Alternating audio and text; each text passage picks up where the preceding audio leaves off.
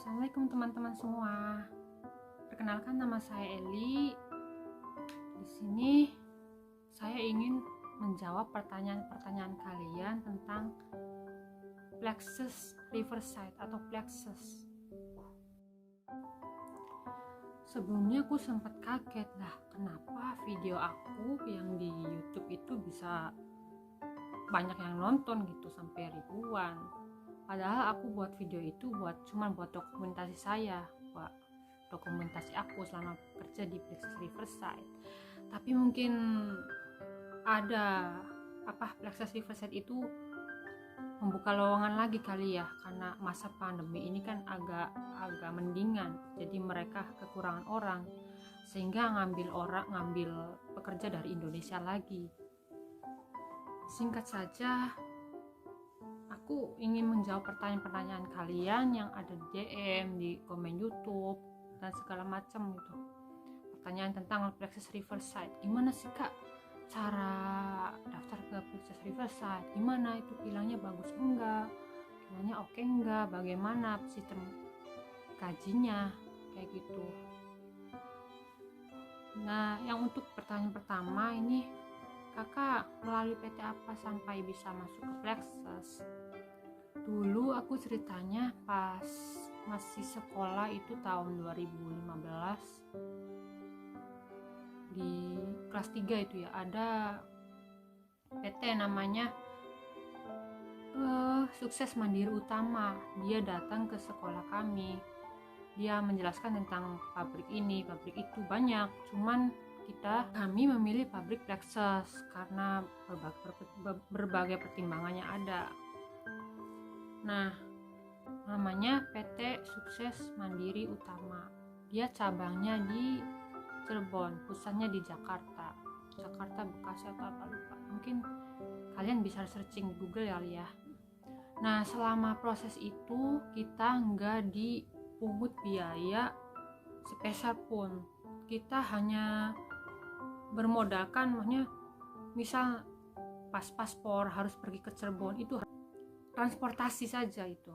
Nah, kalau untuk persyaratan untuk PT harus bayar segini itu nggak ada sama sekali. Nah, terus apa saja sih syaratnya kak? Katanya syaratnya itu gampang, kita cuman menyiapkan KTP asli, kakak, kartu keluarga ya, terus paspor kita nanti dibikinin sama si PT itu, sama surat izin orang tua, karena kita belum memiliki pasangan gitu, belum memiliki suami atau istri gitu. Nah, pabrik ini membuka lowongan khusus untuk perempuan. Nah, untuk pertanyaan ketiga, interviewnya gimana kak? Susah nggak? Katanya. Nah, interviewnya itu lumayan gampang, cuman agak susah. Menurut pendapat aku ya, di situ kan banyak ya tes, bukan untuk pabrik Plexus aja, jadi banyak pabrik pokoknya pabrik yang ada di Malaysia itu tesnya di Jakarta itu. Nah, menurut kami itu Plexus itu agak susah. Susahnya kenapa? Soalnya dia hanya menerima orang-orang yang agak pandai gitu, bukan pandai-pandai banget, tapi bisa menjawab pertanyaan dari mereka. Banyak temen aku yang nggak lulus, dan dia jadi harus ganti pabrik lagi sampai bisa lulus ke pabrik selanjutnya gitu. Pertanyaan selanjutnya, tesnya apa aja kak? Tesnya itu yang pertama tes menulis, tes menjawab pertanyaan matematika itu lumayan gampang, nggak susah-susah banget. Nah, yang kedua itu tes interview langsung sama orang Malaysia, sama HRD-nya PT Plexus itu. Dia mampir ke Jakarta untuk interview kita. Interview langsung, ada yang pakai bahasa Inggris, ada yang pakai bahasa Melayu, karena kita nggak paham banget bahasa Melayu, jadi ada translatornya di situ, ada yang bisa bahasa Indonesia. Jadi kita ditanya kayak apa ya, kamu lulusan apa, kamu ini itu ya, kayak gitu lumayan gampang kalau itu. Nah pas ada lagi interview yang kayak suruh nerjemahin bahasa Inggris, tuh yang agak susah. Ya itu bahasa Inggrisnya nggak susah-susah amat sih, tapi mungkin karena kita kan baru lulus ya, terus bahasa Inggris itu agak susah menurut kita yang baru umur segitu kan. Itu agak susah, dia harus nerjemahin, tapi nggak yang susah-susah amat. Jadi kita jawabnya slow aja, santai. Nah ada lagi pertanyaan logika. Jadi misalkan contohnya kayak gini, waktu itu aku ditanya seperti ini, 1 kilo batu katanya sama 1 kilo kapas beratan mana. Nah di situ aku hampir ngeblank. Aku poinnya di 1 kilonya kan, sama-sama 1 kilo, kok ditanya beratan mana. Ya jawabannya sama, aku jawab sama aja. Oh iya sama aja.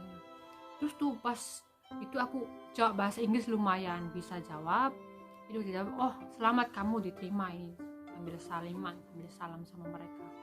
Itu laki-laki yang tesnya, HRD-nya ada 2, yang di samping satu, itu perempuan sama laki-laki lagi gitu. Aku dapatnya yang laki-laki, agak orang-orang Cina lah kayak gitu.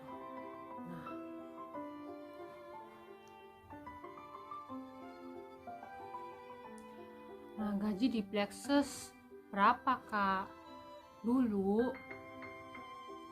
aku waktu itu basicnya itu cuma 1.000,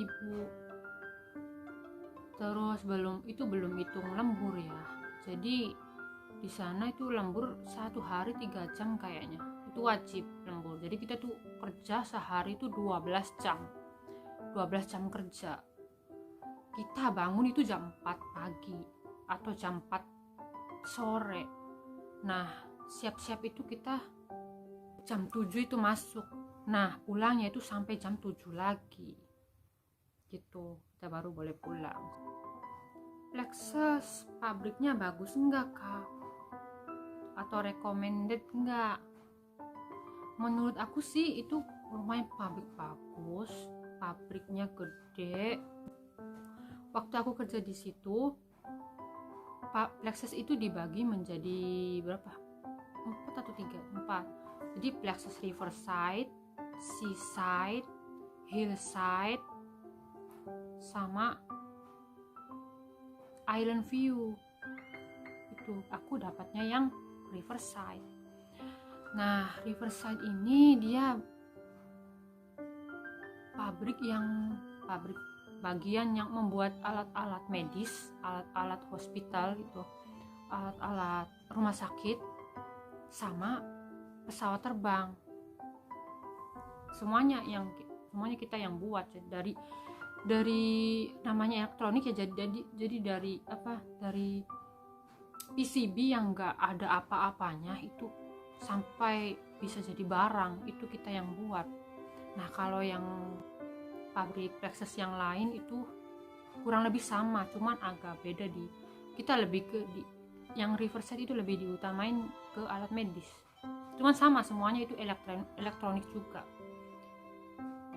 Nah, kayak alat terapi lah, apalah, tensi darah, semuanya ada. Nah sistem gajinya gimana? Nah kita itu gajian 2 kali. Yang pertama itu kalau nggak salah gaji tanggal 15 itu cuma dikasih 300 kayaknya, 300 ringgit. Ya lumayan lah buat makan gitu. Sama tanggal 30. Jadi total gaji yang diterima kita beda-beda ya.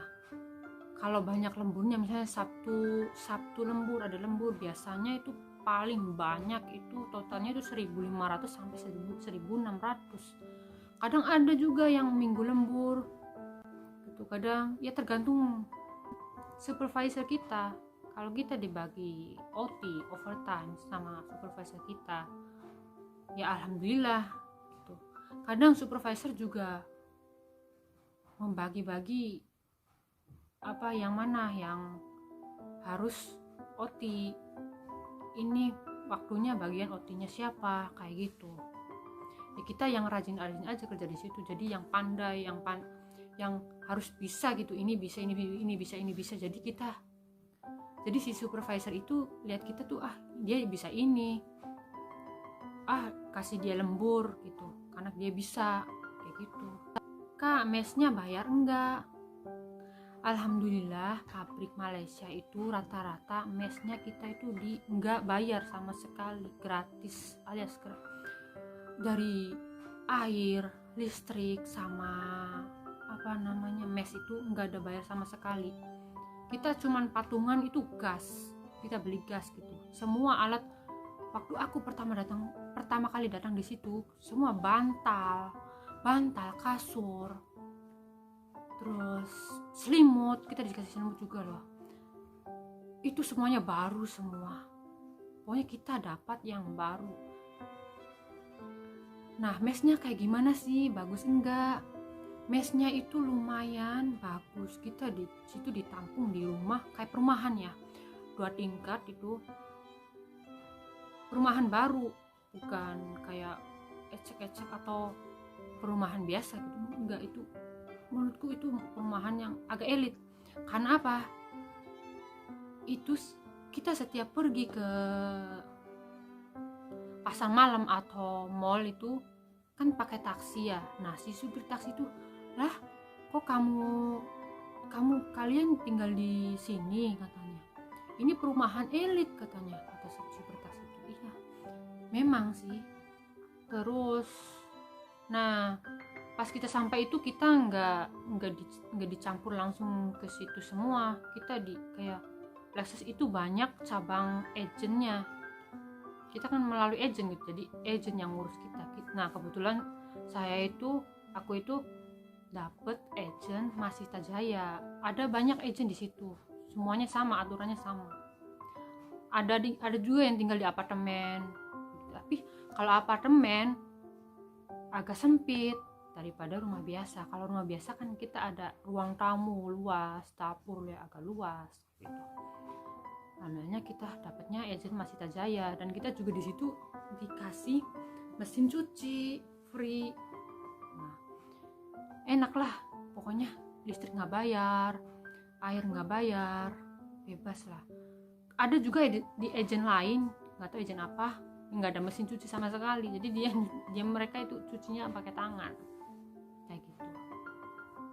Bisa mengajak kalian dapatnya agen Masita Jaya, tapi nggak apa-apa, semuanya itu sama dikasih baru semua perlengkapan kita di situ, tidur apa. Nah, berapa lama sih Kak prosesnya sampai terbang gitu, sampai bisa kerja di situ? Dulu aku prosesnya dari bulan Februari kayaknya, daftar itulah, terus interview, terus lulus itu, sampai kita buat paspor buat bulan 4. Pokoknya mah dari aku lulus SMA itu bulan 6 lah, bulan 7 ya, bulan 10 kita itu terbang, udah ada visa udah terbang langsung bulan 10. Enggak lama, pokoknya kita lulus itu langsung diproses visanya. Belajar bahasa enggak Kak? Enggak, waktu itu kita sama sekali enggak belajar bahasa, kita cuman dikasih arahan aja pas di PT itu, kayak gimana ini, kayak gimana kayak gitu. Kirain mah ada. Nah, pas masuk PT itu kita cuma 3 hari sebelum terbang itu kita harus ada di PT di Jakarta Pusat. Cuma 3 hari di situ di PT, antri mandi apa segala macam gitu. Tapi nggak ada belajar bahasa sama sekali. Mungkin mereka pikir karena bahasa kita hampir sama sih ya. Tapi lucunya itu pas nyampe di Malaysia, pas si supervisor ngomong, terus kayak orang situ lah, walaupun orang Indo di situ, dia pakai bahasa Melayu. Kita agak bingung, nggak ngerti sama sekali, walaupun bahasa Melayu agak-agak sama lah sama bahasa Indonesia ya kan. Cuma bingung, kalau kata orang Jawa blas, nggak mudeng.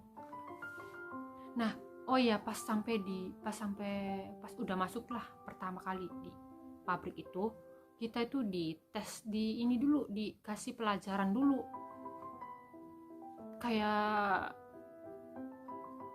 apa namanya, apa tanda-tanda ini, apa singkatan ini, apa segala macam. Itu ada gurunya lah di situ, lupa aku namanya. Nah terus pas sampai itu kan keahlian kita itu apa, nanti dia dibagi-bagi, mana bagian mana yang butuhin orang yang pandai ini, pandai itu, pandai ini. Nah iya, nanti kita pas sampai situ kita disebar lagi. Mungkin segitu aja cerita dari saya. Kalau ada yang mau nanya, mau apa, nggak apa-apa, DM aja di Instagram aku, namanya @IamEli di situ, atau komen aja di YouTube. Aku juga sempat nanya ke temen aku yang sampai sekarang masih kerja di situ di Blackses.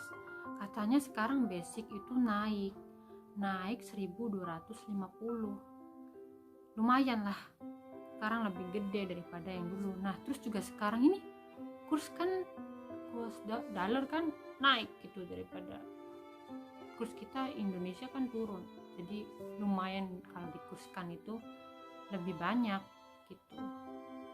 Ya udah, kalau ada yang mau ke situ nggak apa-apa, coba aja. Soalnya itu menurut aku itu pabrik bagus, nggak permainin uang kerja atau apa, itu nggak ada sama sekali. Kita semuanya serba elektronik.